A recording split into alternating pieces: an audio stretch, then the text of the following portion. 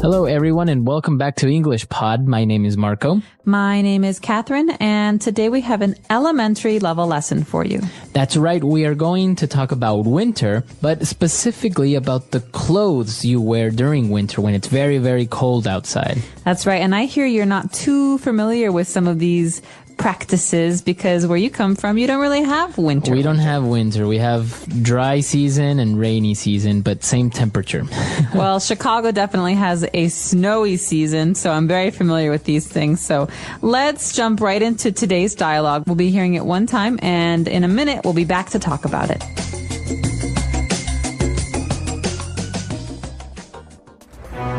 Bye, Mom. Wait, Jimmy, it's cold outside. Put a hat on. Okay, bye. No, wait, you'll be too cold without mittens. All right, see ya. Hold on, with that wind, you're going to catch a cold. Wear this scarf.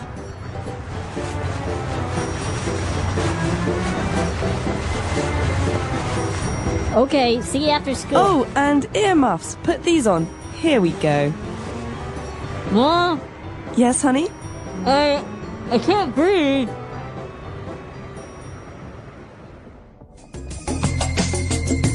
All right, we're back. So there were a couple of different items of clothing that we saw in this dialogue. So let's look at them now in language takeaway. Language takeaway.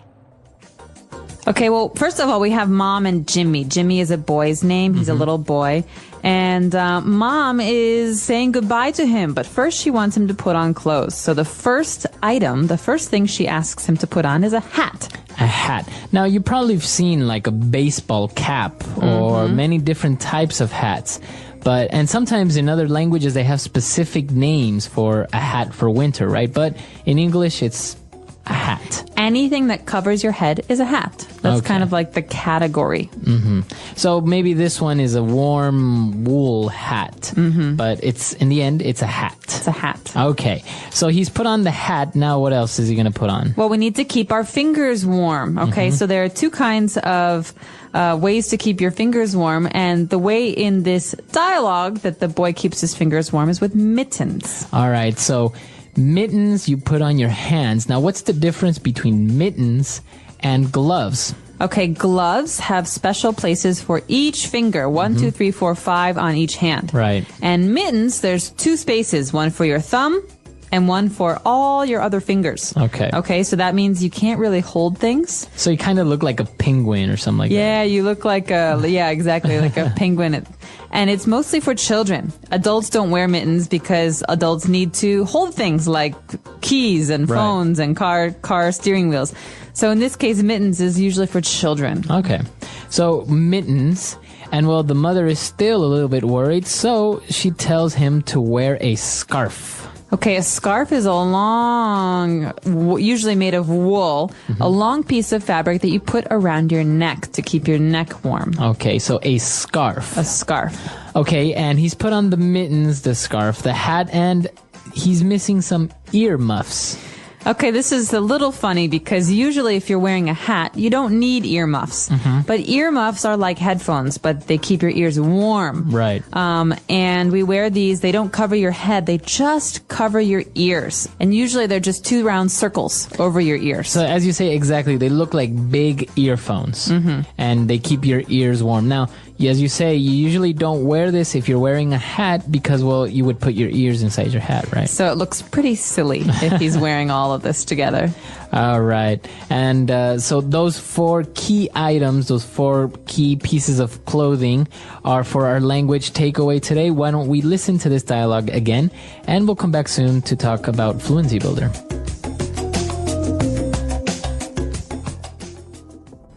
Bye, Mom. Wait, Jimmy, it's cold outside. Put a hat on. Okay, bye. No, wait, you'll be too cold without mittens. All right, see ya. Hold on, with that wind, you're going to catch a cold. Wear this scarf. Okay, see you after school. Oh, and earmuffs. Put these on. Here we go. Mom, Yes, honey? I can't breathe.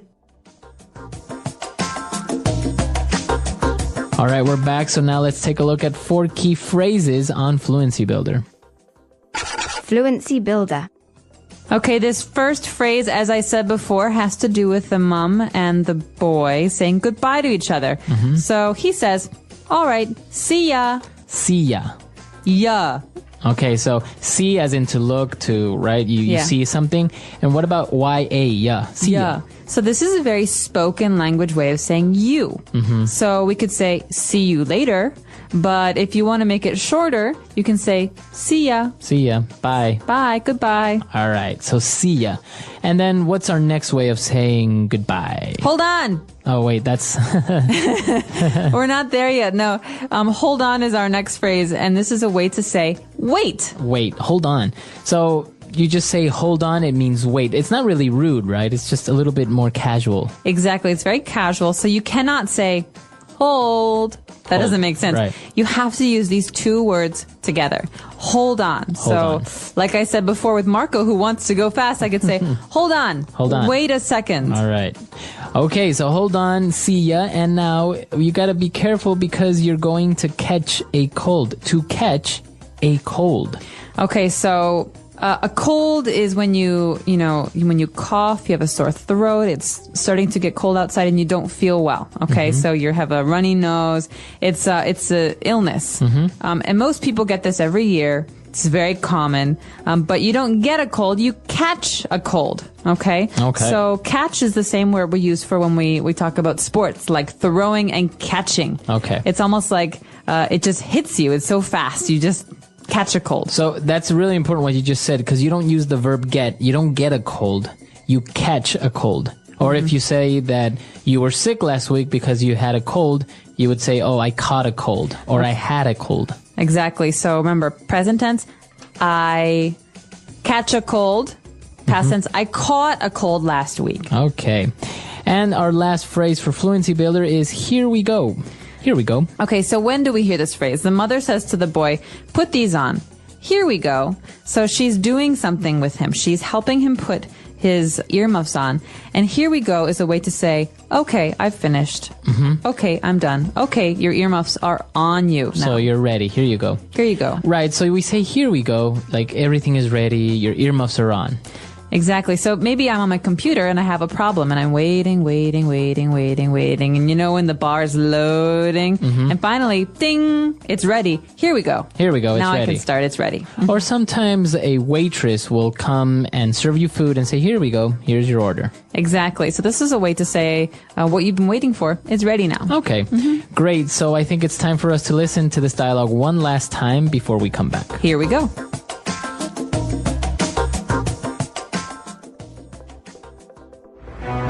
Bye, Mom. Wait, Jimmy, it's cold outside. Put a hat on. Okay, bye. No, wait, you'll be too cold without mittens. All right, see ya. Hold on, with that wind, you're going to catch a cold. Wear this scarf.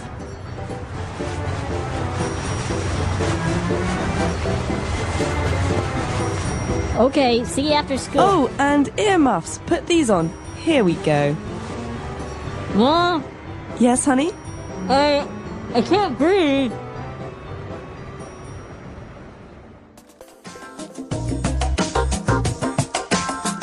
All right, we're back. So as you mentioned, in Chicago, it's very, very cold. So I imagine you had all of these winter clothes, right? That's right. And it's funny because I remember being a small child and my mother doing this to me, putting on snow pants and boots and earmuffs and hats and gloves and scarves.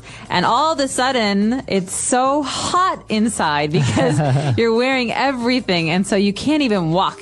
Like you were saying, you look like a penguin walking out the door. And then you get to school and you're sweating, right? And so in school, we had a special room and we had to take everything off because there's snow everywhere. Right. And snow can be very dangerous because it melts and it turns into water.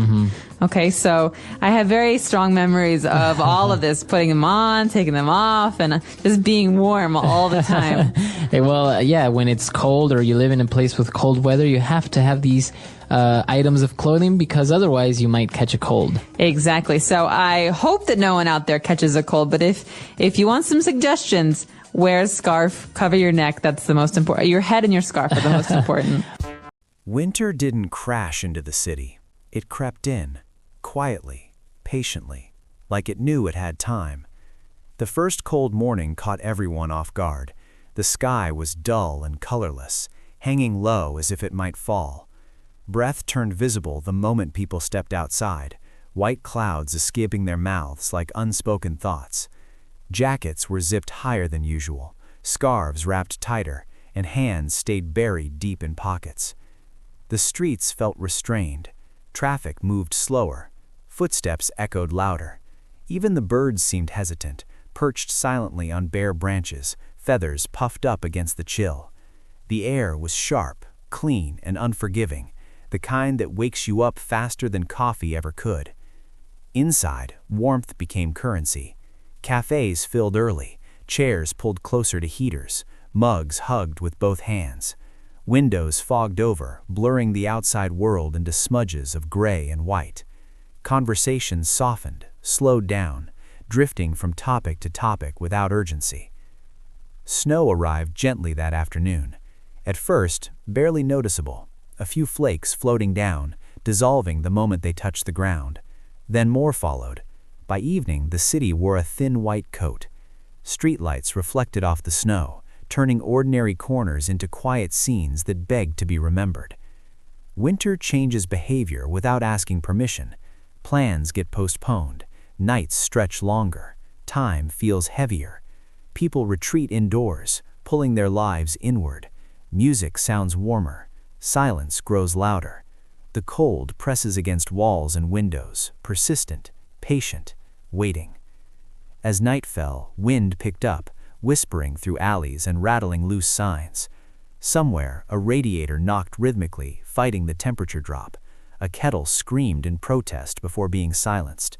Outside, snow continued its slow descent, erasing sharp edges, smoothing everything down. Winter didn't announce itself. It simply stayed. By the time winter fully settled in, routines had changed. Mornings became a struggle.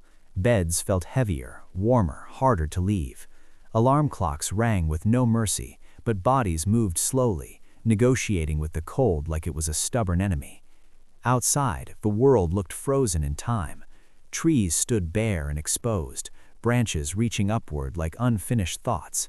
Sidewalks cracked under layers of ice and snow, demanding attention with every step. Boots crunched loudly, a sharp, satisfying sound that echoed through quiet streets.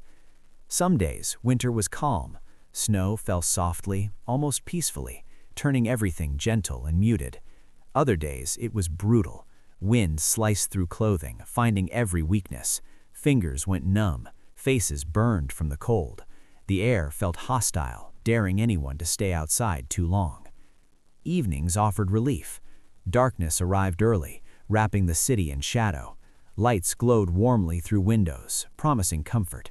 Inside homes, soup simmered, tea steamed, and familiar smells filled the air. People gathered closer, conversations stretching longer than usual. Winter had a way of pulling thoughts out into the open. But patience wore thin. Missed buses, frozen car doors, slippery roads. Every task took more effort. The cold seeped into bones, refusing to let go. Still, there was a strange satisfaction in enduring it, in proving resilience one cold day at a time. Snowstorms came without warning. Thick flakes fell relentlessly, swallowing streets and rooftops whole. Sounds disappeared. The city grew silent, almost unreal. Cars vanished under white blankets. Footprints appeared briefly, then faded, as if they'd never been there. Winter didn't just change the weather, it changed moods. It slowed time. It demanded attention. Deep into the season, winter felt endless.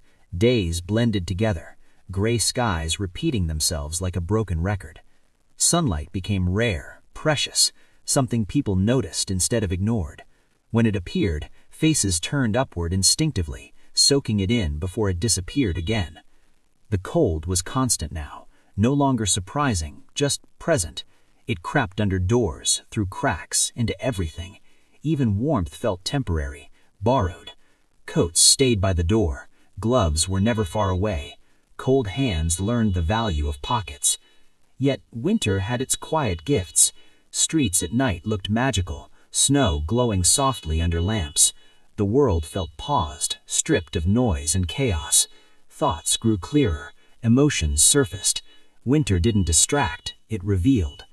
There were moments of beauty, laughter echoing across frozen parks, steam rising from cups held close to faces, shared glances that said, "We're getting through this together." Winter forced connection. It reminded people how powerful warmth could be, not just physical, but human. Then, slowly, signs of change appeared. Snow softened, ice cracked, days stretched just a little longer. The grip loosened, almost imperceptibly. Winter never left all at once.